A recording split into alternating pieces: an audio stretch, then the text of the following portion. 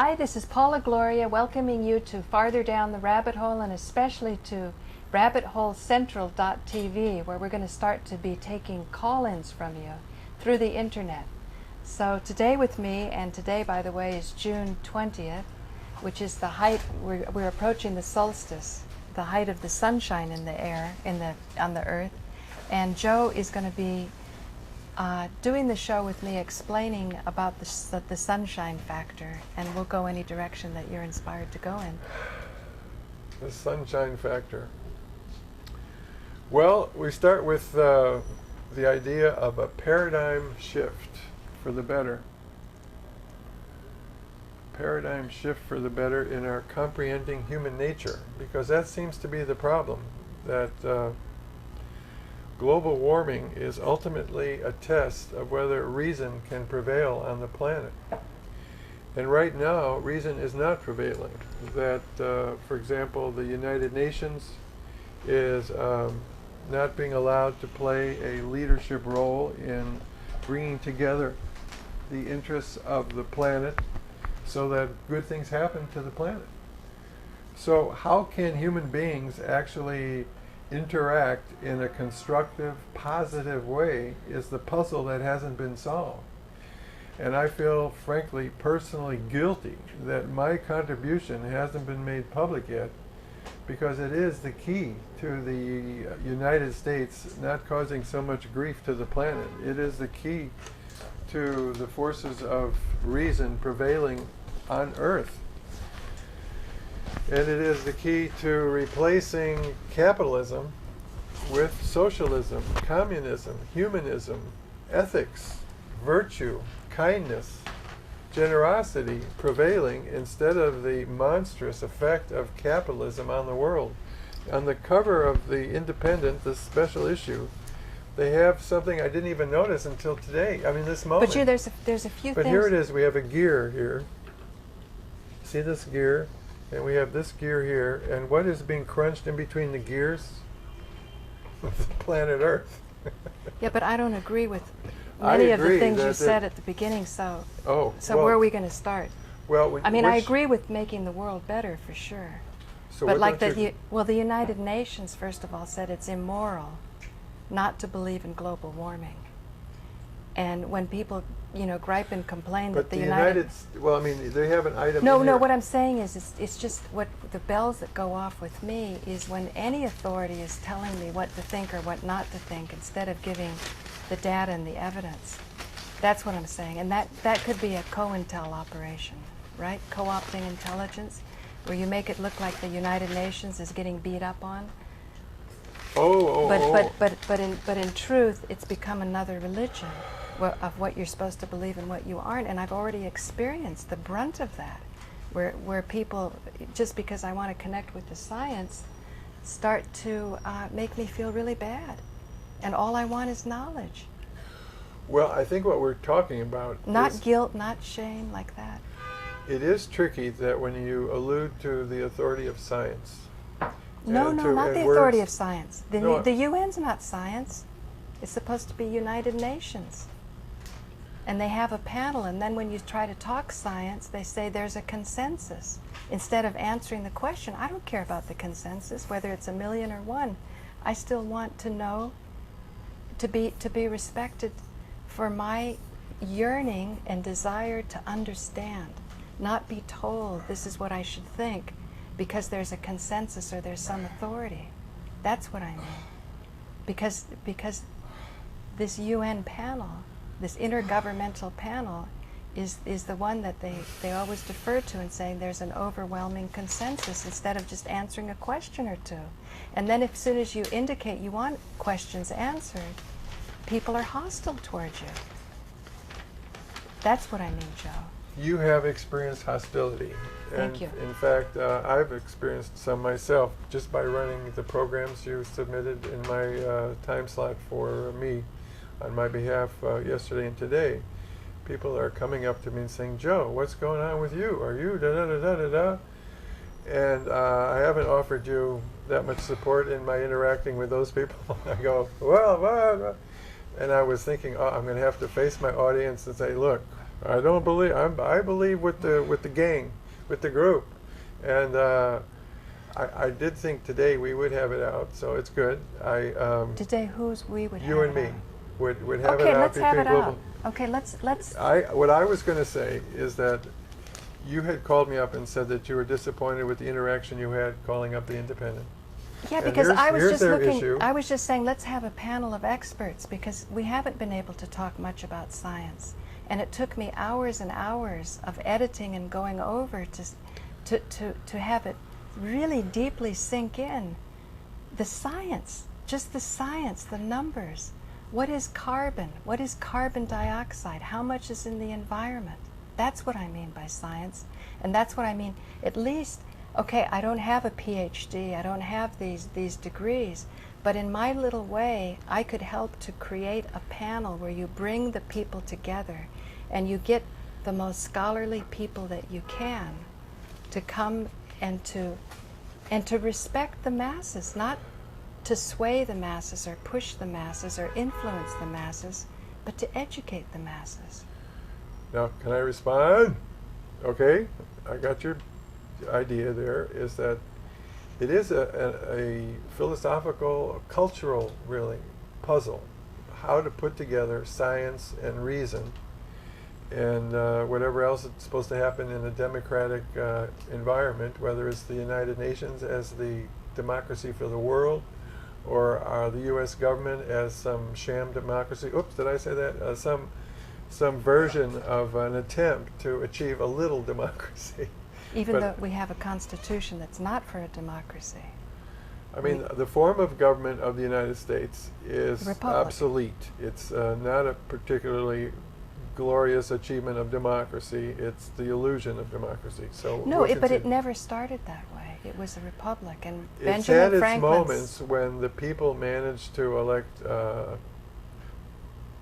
candidates that, in some sense, serve the people. But right now, we don't have a government that is serving the people. But we I have would like other masters. But I'd like a scientist that would serve me. If I'm not the scientist, I'm a scientist serving I you, would my like dear. to. I am definitely trying to serve you, and I consider myself how more much or less. CO2 is in the environment? The point is this. No, tell me. You're a scientist serving me. How much CO2 is in the environment? 0.03%. And how much does man produce of that? That is an unknown. There are interactive forces that control the interaction of man and temperature with how much the ocean decides to let out of its CO2. As temperature goes up, it is a fact that the ocean cannot take in as much CO2 as when it's colder. No. You're going farther. What I said is, how much does man produce? If I'm not mistaken, but I could be, that same intergovernmental panel uses data that the internet skeptic also uses, and if I'm not mistaken, it's 5%. 4 or 5% of that 0.03%. But you're going on to a deeper level, so continue. Because I thought man's contribution was established as 5% of that 0.03%. But I could be mistaken. And once this goes out, we'll see. That's why I wanted the panel, and I think you're totally wrong to this simple extent. Look at the planet with and without man in it, right? Now, is there anything else in the planet that contributes new CO2 as an interactive combination of oxygen and carbon and life and all that? What else? Absolutely. Volcanoes, forest fires. All right, volcanoes and forest fires. What else? They're huge. They're much bigger than What any else? little flimsy Well, contribution the United of man. States has led the world in minimizing forest fires. We're pretty good at snipping them in the bud. No, So- but there's and a we've book also- called Playing and God in also- Yellowstone. And also the United States has been a major participant around the world in helping forest fires happen where we want the land and we don't want the people on it and we want the oil and stuff like that. But again, the point... You mean we burn down the forest to get rid of the people? For sure. To get oil underneath, we do all kinds of tricks, or to build a condo, or whatever they want to do, or to build an industrial park. There is contempt for the ordinary human values and virtues by our agents, our citizens, their impact around the world. But then why buy into it with the carbon tax and to be made feeling ashamed for even Frank Craven was playing me a song by Joni Mitchell. We didn't solve We're the carbon. first question you asked me, and that was CO2, 0.03% and all that. Now, 0.03%. Isn't that what I just said? Yeah. 0.03%. I agree. That's the number, and I've consistently thrown out that number, so I don't have any trouble with that number. But a lot of people do. But I will say this. If the amount is 0.03%, which is a small amount, then if the numbers you had given to you by Bob Wagner were wrong, and in fact... No, excuse me. He says they're the same numbers that the Intergovernmental Panel uses, but again, once this show gets out or posted... Wait, you're saying that the Intergovernmental Panel uses writes off studies. the American... No, excuse me, that mankind's input into the CO2 stream is 5%, and otherwise it has no other impact than 5% on the CO2 amount? 5%. But what else? You're saying that all the burning of gasoline around the world is only a 0.05%, and I'm trying of 0.03%. Yeah, I got that carbon. part. But the point is this. The point is this. What else besides man makes any change in the CO2? Tell me. You're saying forest fires and volcanoes. That's I don't see how man versus forest fires and volcanoes, we're only 5% and they're 95%. I don't buy that for a little bit. Well, who do you think is the 95%? Mankind. Don't you think that's a little egotistical, that you're that powerful as a man? We're talking about increasing. We're not that big a deal. I will. Let's go back to this idea. Hold on here. Let's stop from the beginning. Without man in the equation, before man, the general situation of CO2 in the air, I assume Bob Wagner is saying, was of the order of, not exactly, but of the order of 0.03%. That it more or less has been continuous. No, he didn't say that. It's been more or less continuous on the planet for the last 30,000 years. That's the normal range of CO2 in... Oh, I see the misunderstanding. So you're thinking that 0.03% was raised by 5% of that because of man, and that raising is the critical factor that changes everything. But he's saying the 0.03%, if I'm understanding him correctly, is something that's kept consistent because of the oceans absorbing and emitting carbon. That Henry's law is how gases are absorbed and released, and that's why if there's more CO2, it's a function of the temperature rising, not CO2 driving the temperature up. That it's not some balancing thing that you release more CO2 and more CO2 and it accumulates over time. It doesn't. It doesn't accumulate because of the oceans. I think we're getting at it. There's this extra complexity that there are two things happening. We have temperature going up, not because of CO2, but because of the variety of man-made things, the dust, the alterations of the environment in many ways, but in particular methane, the farting cattle for our hamburgers, and the... Yeah, but he pointed out we had animals before. He said that there were buffaloes that would darken the horizons for sometimes days at a time. Those were big animals. No, I would say that we have our feedlots, where we crowd the animals in more than a buffalo would take without getting in.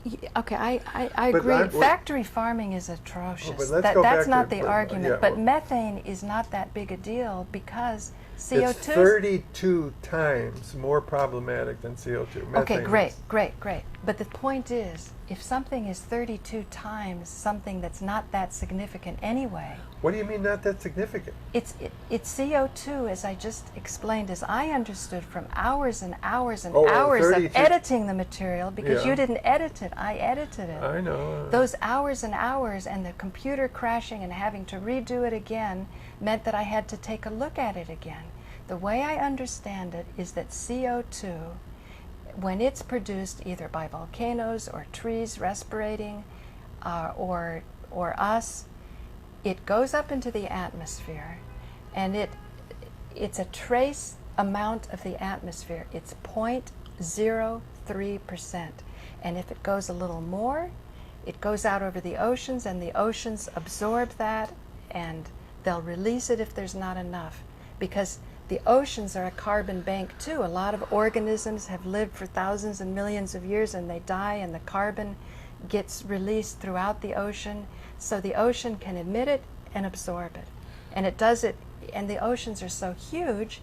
He also explained why is global warming happening in the north and not the south when there's more. Let's not get into that one. But anyhow, you've made your point that the oceans are a buffer.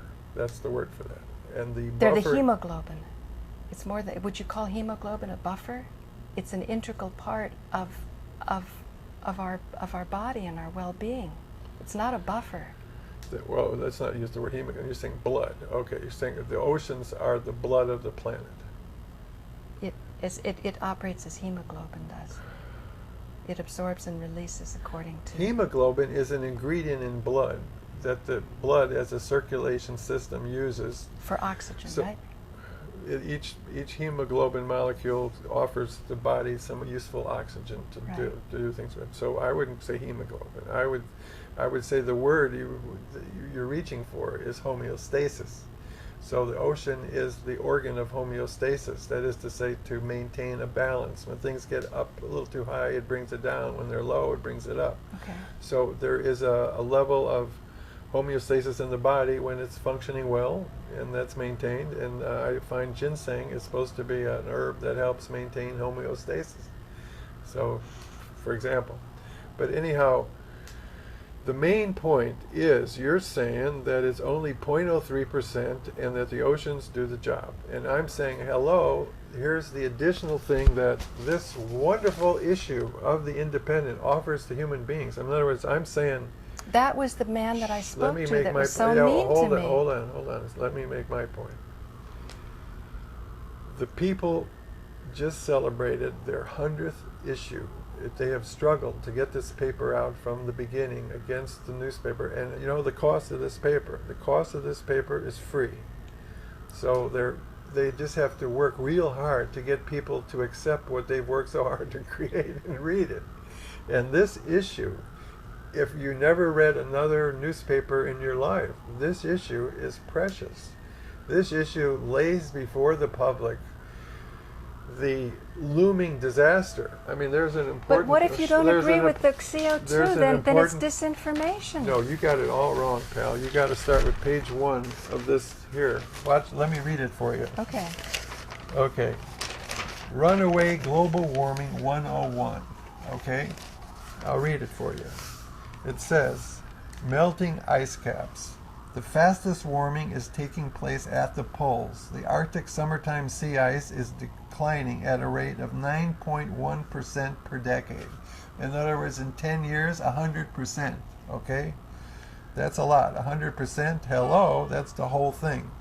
Heat that was once reflected into space by the ice is now absorbed by dark ocean waters, further driving down the process. Now just take that little piece. I mean, there's lots of pieces to the puzzle, but that one thing alone is saying that as the oceans heat up, boing, they're going to not do homeostasis so good. They're going to let even more CO2 out. Okay? Now, as they let more CO2 out, but it assuming, might well be that the amount we let out won't be that significant. But there are other things we're doing besides CO2 that are ruining the deal. But slow down, because you just said some rich stuff there in the last sentence. I got more. That the CO2 that we release may not make the difference. Right. We don't know those numbers, but the other things are no, slow down. You're still assuming that there's this critical tipping point where because of that one extra SUV driving around, it's just enough to tip to start this chain reaction where then, we're losing 10% a year, and so in 10 years you've got none. But I don't know if that's necessarily the case. I think there might be other factors. But if you want to take a computer model where you, into the computer, you know, what goes in is what comes out, right? Garbage in, garbage out. So it may be that 10% is shrinking, but does that mean 10% is going to shrink all the time? I don't know. This is why I want the real scientists. This is why I want a panel, and why I want to feel free, that I can ask questions, that I will be welcomed, that inquiring minds will be respected. That's all. That they'll be listened to, and that they'll say the people who are getting $1 billion for these computer models get the big honchos. But the big honchos, they have nothing to gain by coming before the public. Now, you have said on the phone, and now presently, that you were hurt that when you called up the Indypendent to say, how about we have the experts have a panel I together. assumed a magazine. Well, don't interrupt right now. Okay. Let me make my point here. You were hurt that they didn't want, what you're saying again, is an opportunity for reason to prevail by the different scientists getting together and having debates, discussions, and all that sort of thing. And what I'm saying goes back to what I was trying to get into earlier, that we're talking about putting together science and reason. And to tell you the truth, democracy fits into the equation too, because when you talk about reason, democracy, you're talking about people sharing talking space, listening to each other, and putting things together. And to tell you the truth, there has not been much good examples where that process actually works, where people talk together and the better ideas somehow work their way to the top. They wondered when they set up our American democracy, would it work? Well, one way to cause problems is where people don't actually listen to each other. They got money stuck up their wazoo, and they're cheating on the process of even listening to each other. But let's assume you and me, we don't have an axe to grind. We can be truthful. I think that's true. I don't have an axe to grind. You don't have an axe to grind. No, and we have worked together. But as far as a point I wanted to make, that this wonderful issue of the Indypendent that treated you so no, to tell the truth, you know what you should have done when you talked to these people on the phone? I didn't know they were that poor. You could have said, hey guys, this issue you made is so wonderful. I appreciate it so much. You've put in so much work and you've put together so much useful, important information that what is facing us is horrible. Global warming is such a bad thing. There's just a few little questions. In other words, hello. If you're going to come up to them and say, well, there's another side to the story. I just want to come back. When you say there's another side to in other words, the opposite of what this whole issue is about is the truth, and that science has been misstated, that there is not a consensus of scientists. That's the issue, where the consensus is and how strong the consensus is. If 99.99, in other words, the opposite of 0.03%, if all the rest of the scientists, they said, it's horrible, global warming, it's a mess, we should turn off all the burnings, and then you'd say, well, I think you might, then you would go along with consensus? Or you'd say, well, wait a minute, it could be you made a mistake. No, I don't care about consensus. I care about consensus. It's like you want to be lazy and go along with the scientists, and they say, look, we all agree, don't worry about it, we got it all figured out, it's doomed. No, I don't understand what you're saying. I really don't. Saying that I really want to understand. You edited the video of Bob Wagner's slideshow, and in there he has the graphs, he has the numbers that say science made a mistake. That's what he's saying. That the consensus. He did not say science has made a mistake. Oh yeah, he said. No, he did not. He said, for the sake of science, he doesn't want science to be discredited. He respects science, and he respects the scientific method. And the scientific method is for everyone. I had shows on the Inquisition showing people burned at the stake, mostly women, by the way. And at one time, if you were sick, you were supposed to go to the church, the Christian church, for a healing. And if you didn't get healed, it's because you didn't love Jesus enough, or you had sinned, or you were bad. And the only people who had training as doctors, who had medical knowledge, were Jewish. And so you saw the leaders had Jewish doctors, but the common people were just victims of that prevailing, I don't call it science, consensus. That was what the consensus was then. That was hands-on healing, and today you've got New Age people talking about hands-on healing, and isn't it great? But the fact is, it can be dangerous. All right. So science to me says, if you're cut, you bleed. If you take this vitamin, this happens. If you go in the sun too long, you get burned. That to me is science, and that it can be understood by anyone. So he didn't say the science was wrong Where at Bob all. Wagner is, He said people were not listening to the science. well, there's two meanings for the science. The science is a process of arguing from the point of view of, from numbers and graphs and saying this is causative of that, making rational jumps, conclusions and all that. But there's another use of science, and that is when a whole bunch of guys who profess to play that game, to play real careful with the truth and honesty and all that, they reach a consensus. That is something special. Now that's the problem, is when science claims consensus, what is the basis of that consensus? Is there opportunity for voices in the wilderness who can point out a mistake to say, hey everybody, listen to me, look what I found, look. Now, I just want to say that we go back to 101, it says, for example, water vapor. Wagner makes, they neglected water vapor. Well, in this issue of the Indypendent, he says, water vapor, increasing temperatures cause more water to evaporate. That vapor, in turn, adds to the greenhouse effect. Here's one. As the Arctic continues to warm and the permafrost that covers the Arctic regions melt, large stores of methane are released. A greenhouse gas, methane, is 23 times more potent than carbon dioxide. More potent doesn't mean more of it. It means that carbon dioxide, even the small percentages that it is, plays a role in the greenhouse gas effect.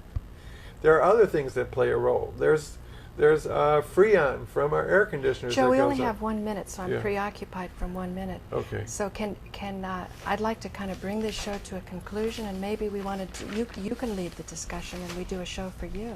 Yeah, We'll go on with that. I'll go for that. So I just want to say this is Paula, Gloria, and you've been watching a groundbreaking first type of show. We're semi-streaming, I believe, but we haven't yet figured out the interactive quality. And certainly you can see that we're bringing up topics that really deserve working together. So thank you, Joe, for joining me. Joe Friendly from Truth for a Change, and this is Paula Gloria with Farther Down the Rabbit Hole. Stay tuned, stay posted, and tell us what you think. Thanks. So I have to put my glasses on to see if I've got... Oh, we still have 10 seconds left. Wow, 10 seconds! RabbitHoleCentral.tv for those of you that are watching this on MNN, and we'll do the streaming and the interaction. So Victor, are we up? So we can, off and on. let's put more tape in the machine. What?